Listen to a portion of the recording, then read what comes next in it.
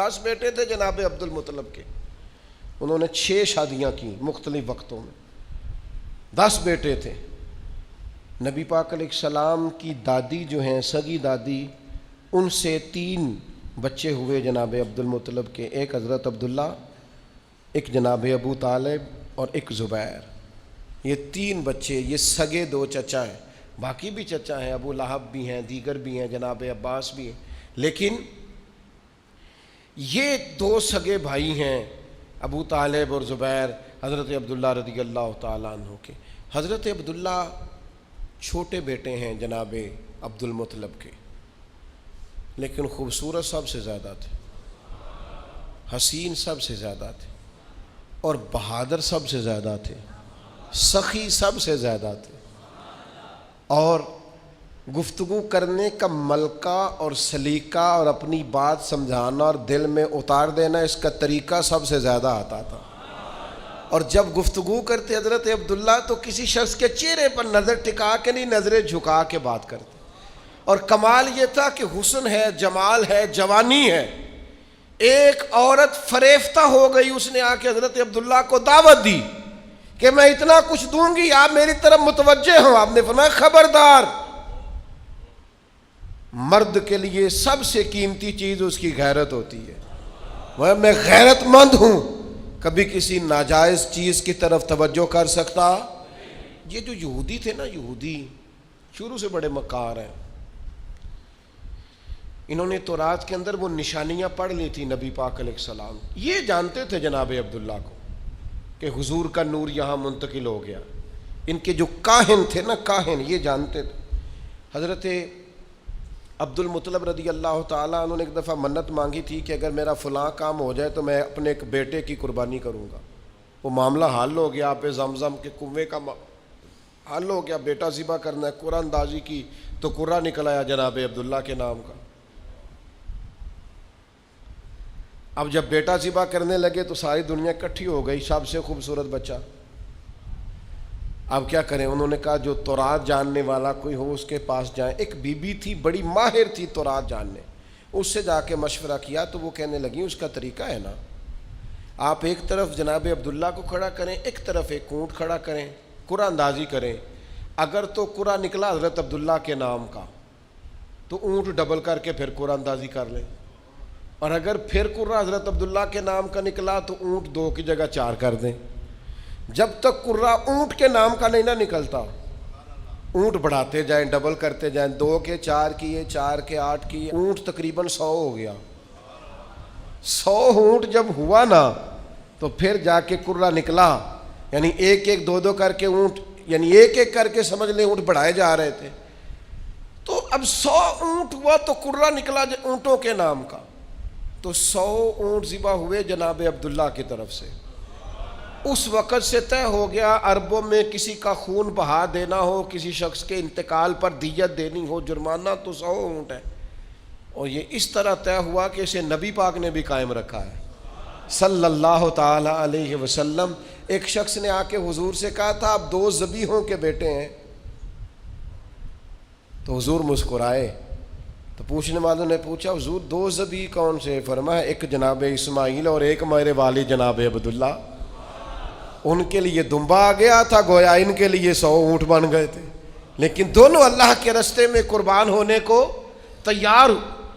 وہ چونکہ جانتے تھے یہودی، یہ ساری باتیں مشہور ہو گئی، ان کا حسن بھی، جمال بھی، خوبصورتی بھی، اور پھر 100 اونٹ ان کی طرف سے ذبح ہوئے، یہ ساری باتیں بھی جب معروف ہو گئیں، تب یہودی جو تھے وہ چاہتے نہیں تھے معاذ اللہ ثم معاذ اللہ کہ نبوت ادھر جائے۔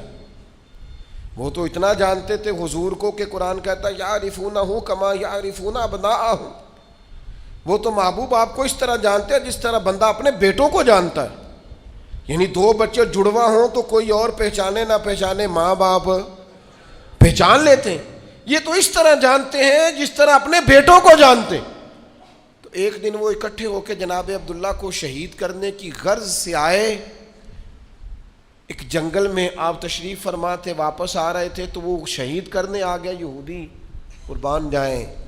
اللہ تعالیٰ نے ایک نورانی مخلوق بھیجی آسمان سے، جنہوں نے انہیں مار بھگایا. جب وہ مار کے بھگا رہے تھے نا تو نبی پاک کے نانا جان حضرت آمنہ رضی اللہ تعالیٰ عنہ کے والد یہ منظر دیکھ رہے تھے. ان کی بیٹی بھی اس دور کی بیٹیوں میں سب سے زیادہ حسین، سب سے زیادہ پاک باز، اخلاق میں سب سے زیادہ اعلیٰ، اپنا مزاج حضرت ابراہیم علیہ السلام کی شریعت پر ہے، چونکہ نبی پاک کے والدین ملت ابراہیم پر ہے، اس طریقے پر عبادت، ریاضت، بت پرستی سے، شرک سے، کفر سے پاک. وہ بھی بڑی پاکیزہ تھیں اور بڑی دنیا چاہتی تھی رشتہ ہو جائے. تو یہ منظر دیکھ کر حضرت آمنہ کے والد کہنے لگے لو بھائی مجھے تو رشتہ مل گیا ہے. انہوں نے جا کے کسی طریقے حضرت عبد المطلب کو پیغام بھیجا. جناب عبد المطلب بھی جانتے تھے کہ بڑی شانوں والی بیٹی ہے.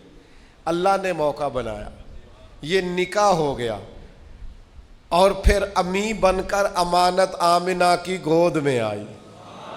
یہ حسین نونہال نبی کریم علیہ السلام جناب آمنہ کی گود میں آئے.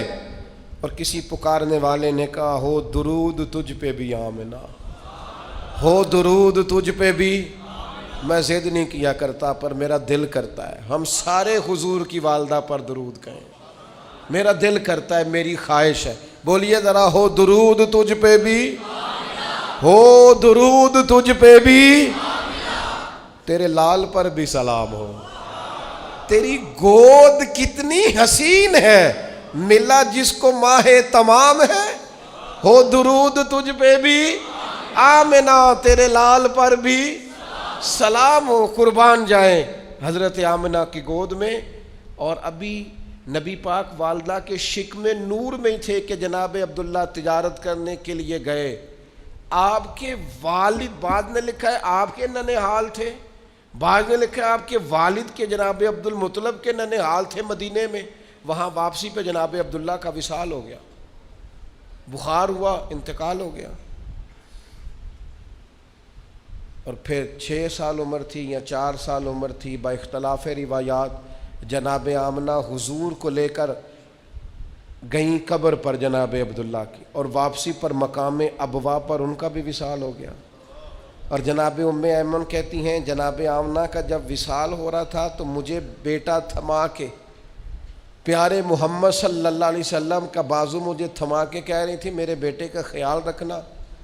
تو میں نے کہا جناب آمنہ آپ بھی جا رہی ہیں اور ان کے والد بھی چلے گئے. تو کہتی ہیں کہ وہ آرام فرما تھیں، طبیعت ان کی علیل تھی. تو کہنے لگی ام ایمن سن، اس کے باپ بھی رخصت ہو گئے، میں بھی جا رہی ہوں، پر ہمارا ذکر کبھی دنیا سے نہیں جائے گا. ہمارا ذکر تا صبح قیامت، بعد قیامت بھی ہمیشہ ہوتا رہے گا. تو جناب ام ایمن کہتی ہیں میں نے کہا وہ کس طرح؟ تو کہتی ہیں بیماری کے عالم نے اشارہ کر کے کہنے لگی میں نے چونکہ پاکیزہ بیٹا پیدا کیا ہے لہذا میرا ذکر قیامت کے بعد تک بھی قائم رہے گا.